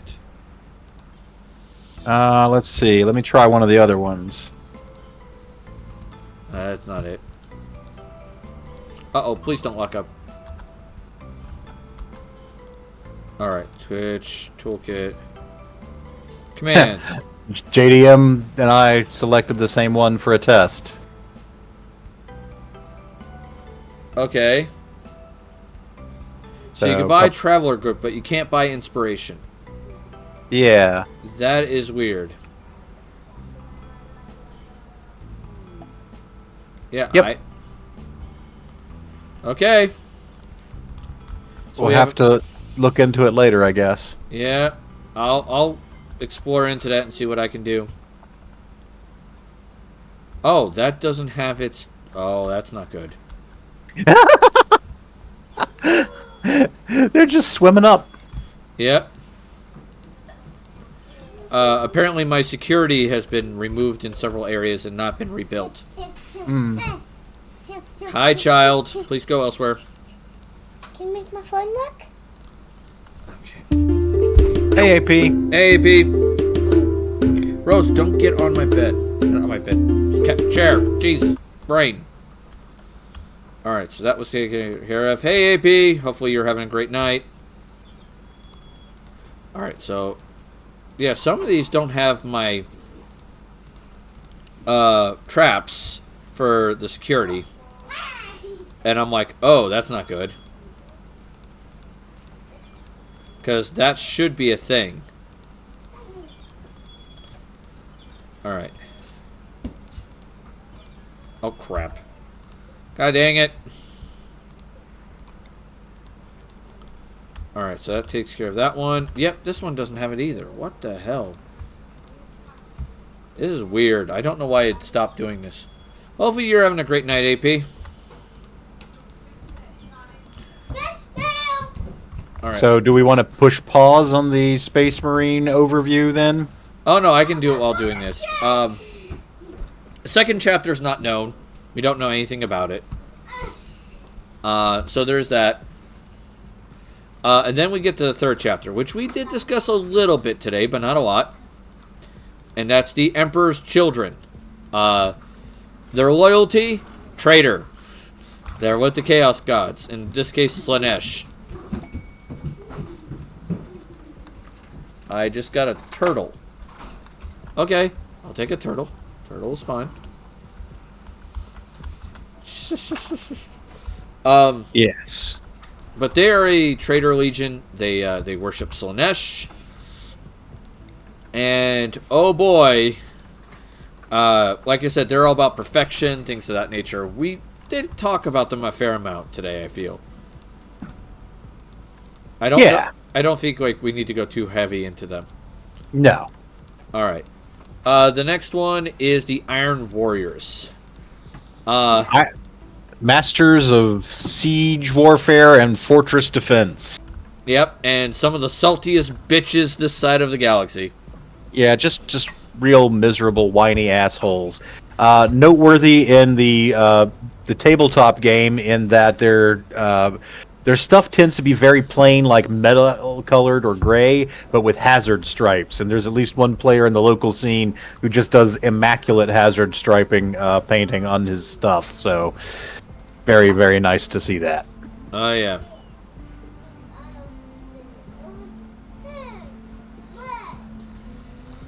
Yeah, the Iron Warriors are also all about tech. They like grab...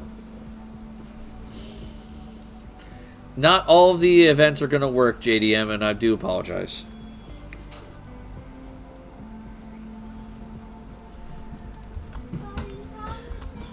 AP's got 2K. But yeah, the Iron Warriors, once again, they're all about tech. They're all about doing all kinds of fun things, like grabbing demons, putting them into things. Perturabo is their Primarch, and oh my god, is he a freaking giant man-child. Yeah, he's just, whiny asshole. Yeah, to the nth degree. Alright. Well, let's talk about the 5th Legion. Oh, yes. The White Scars. Keyword for them, speed. They gotta go fast. They gotta go fast all the time.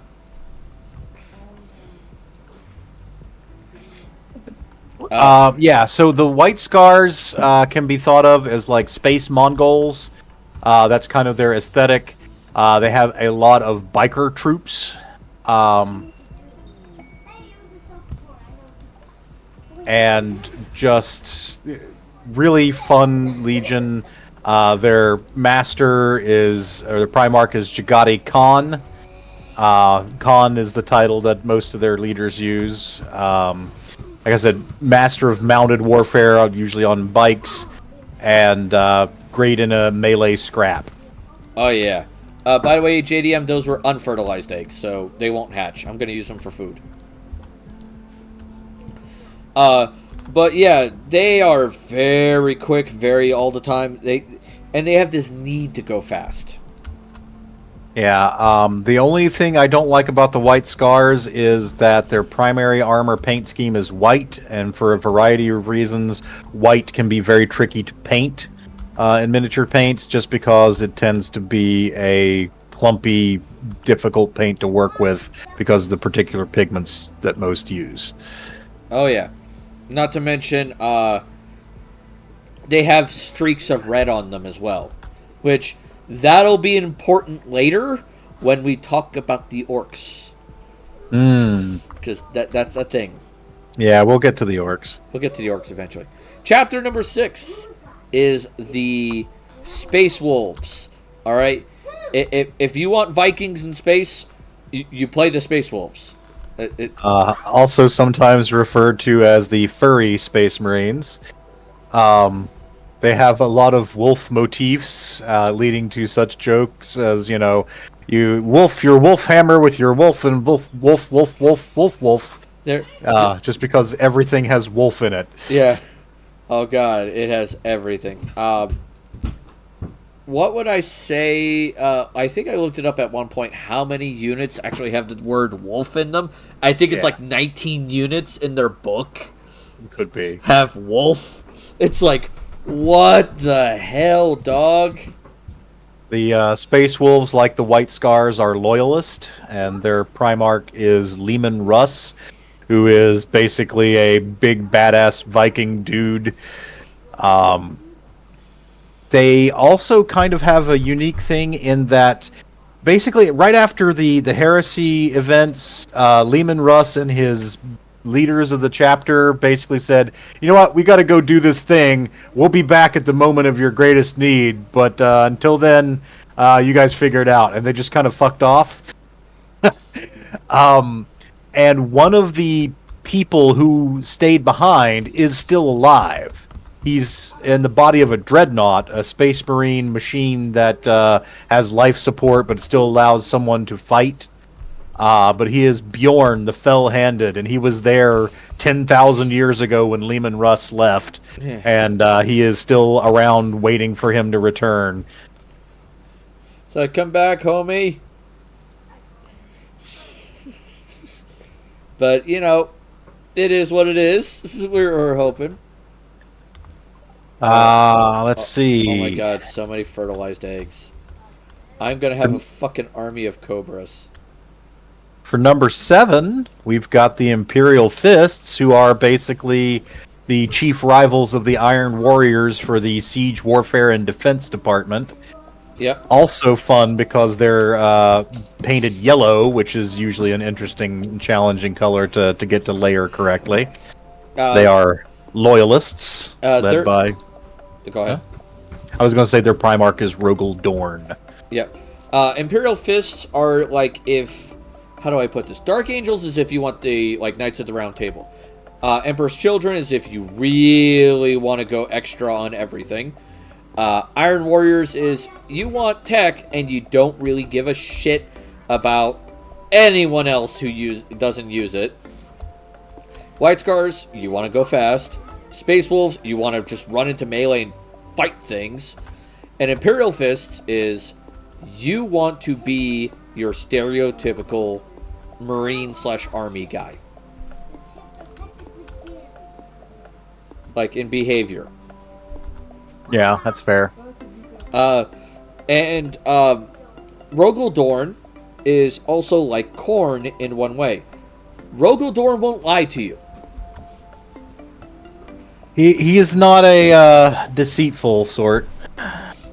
Yeah, he kind of just does his thing. He does it really well, and he does not lie to people. So, but sometimes he's a little too directly honest, and they like to make fun of that in the if the Emperor had a text-to-speech device. Yes. So there is that. Then we come to the next one, which is Inquisition's favorite. And this worries me. Number 8, the Night Lords, Traitor Legion. Yep, led by Conrad Kurz. Now, Conrad has a special ability. Now, every Primarch has some sort of special ability. Conrad's special ability is he could see a possible future. But that possible future is always the worst one. And it's usually someone's death. So he will walk up to you, shake your hand, and go, by the way, you're going to die this way, and tell you it directly to your face. We talked a bit about him last week. He is essentially burdened with a split personality, where he is kind of an asshole by day, but an extreme asshole by night, where he's essentially murder Batman. JDM asks, which Templar is the horniest? I don't know what you mean by Templar. Are you talking about the Primarchs? So, America. No, JDM, this is worse than America, because this guy will kill you for jaywalking. Well, I mean, it's also part of his, future vision gift. Like, he meets someone, sees, oh, they might kill this person 3 days from now, therefore I should kill them. Yeah. There's that, but also, like, any crime on Nostromo, his home world. Oh, the army guys. Yeah. The Imperial Fist are very American. The Night Lords, Conrad is very much like, if you break any law for any reason, the punishment is death. It is crazy, like, insane. The Night Lords also notably specialized in terror tactics. So, basically psyops to disrupt their enemies. I got a story for this one. Oh boy. Give me a second, I needed water for this shit. Okay. I wish I had something stronger than tea for this, but hey, we're going to work with what we got. Alright, so a planet basically resisted against the Night Lords. And they had a ship in orbit. And eventually, the ship came back down into the atmosphere. Now, the people thought the ship doesn't show that much damage, so, hey, they beat back the Night Lords. Hooray, let's celebrate. Woo, this is awesome. Then, all the airlocks opened, and they started raining corpses of the crew of that ship onto the planet. Mm-hmm. This is the Night Lords. Yeah. No, like, these guys make that particular group look even tame. Night Lords are horrifying. Yeah, they have interesting bat wing designs for their helmets. Oh, yeah. Going with the Batman theme. Nostromo, by the way, is a planet that's constantly at night. Mm. All right. Do we want to do one last one and then save the back half for another filler time? Because we're getting close to 9. Yeah, I'd say we'll do one last one, and then we'll do the back half another filler time. Okay. So that will let us do Legion number 10, the Iron Hands. The Loyalist Legion, whose Primarch Ferrus Manus was the first Primarch to be killed. They are tech fetishists, and their motto is, the flesh is weak. They have lots of vehicles and bionics. Yeah. Flesh, humans,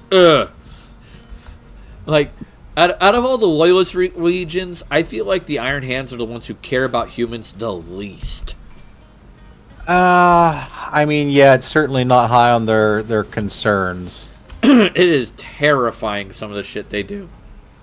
But Iron Hands are, like, where Iron Warriors are the tech guys for the Chaos Legions, Iron Hands are the tech guys for the Loyalist legions.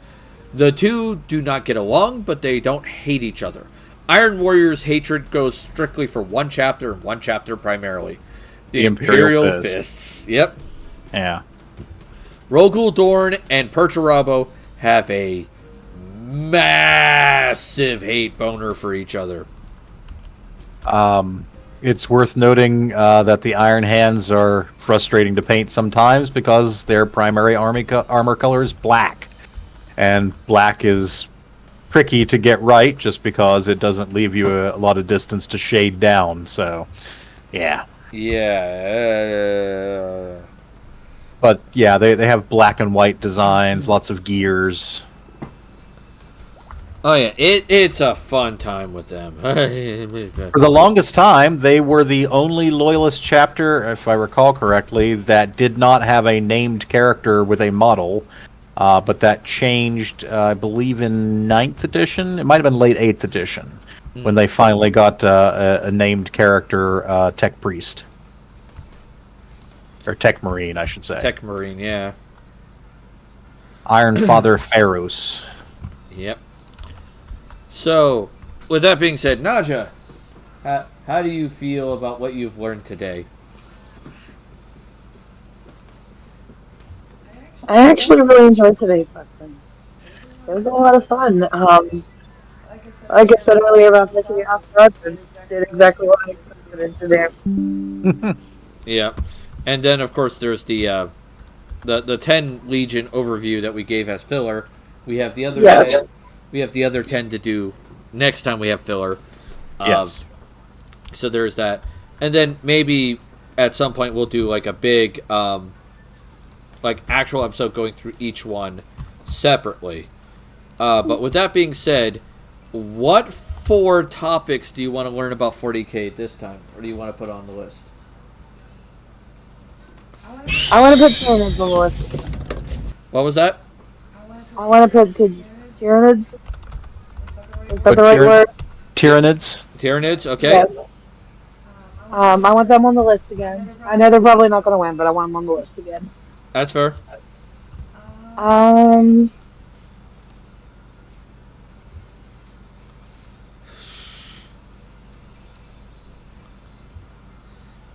What was on my list last time?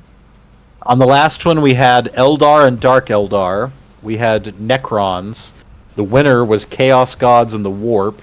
And the Space Marine overview we kind of did part of and could use as filler. So if you wanted Eldar, Dark Eldar, and then Necrons, and then Tyranids as 3 of the 4 options, that would make a lot of sense. Yeah, let's do that. All right, so we got Tyranids, Eldar, Dark Eldar, Necrons. JDM says orcs. I was going to say JDM has been advocating for the orcs, so we should put that as a 4th option. Yep. I do agree with that. I actually am looking forward to when I get the full orc lesson. I think it'll be a lot of fun. Wow. Yes. So I will leave us perhaps with an orc anecdote. An anecdote? Funny. There's an orc leader who basically had a favorite gun, and he ended up going through the warp to travel, and it shifted him in time as well as in space. And he went and essentially mugged his past self so he could get a second copy of his favorite gun in defiance of all the laws of causality. I love that. That's incredible. Incredible. I love it. Yeah. Yeah. All right, so I found who we're going to raid. So it's going to be Grim, because we haven't raided him in a while. All right. And he deserves a good raid. So if you are one of my many followers, please use the following raid message when we go to raid him. If you are one of my 9 subscribers, please use the following raid message when we raid him. Check out this video if you missed some things earlier on YouTube. I'll try to upload it whenever I get a chance to, whenever life lets me. That kind of shit. Make sure, to share this channel with others, because that's the way the machine spirit, machine gods let us get anything. Why did the tech priest bring a power drill to the party? He wanted to bore everyone with machine prayers. Oh, god damn it. Oh my god. Squidgy! That's Squidgy. That's a great bit. Oh, god damn it! Why? Alright, so please, guys, make sure you take care of yourselves mentally and physically. That's always important. Join us tomorrow for Baldur's Gate 3, where I will continue my adventures as my wizard, and we'll see who else we get for that.